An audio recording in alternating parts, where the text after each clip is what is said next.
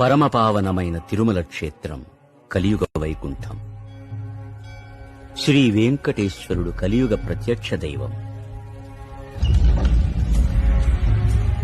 శాంతాకారుడు, స్థితికారకుడు అయిన శ్రీమన్నారాయణుడు ధర్మరక్షణ చేయడం కోసం ప్రతి యుగంలోనూ అవనిలో అవతరిస్తానని ప్రతిన పూనాడు. ఏ అవతారంలోనైనా ఆదినారాయణుడి అంశ మాత్రమే అవనికి తరలి వస్తుంది. అసలు స్వామి వైకుంఠం వదలి కదలి రాడు.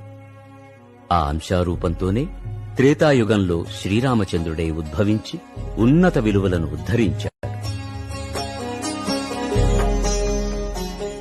ద్వాపర యుగంలో శ్రీకృష్ణుడై అవతరించి ఉపనిషత్తుల సారమైన భగవద్గీతను ఉపదేశించి వెళ్ళాడు.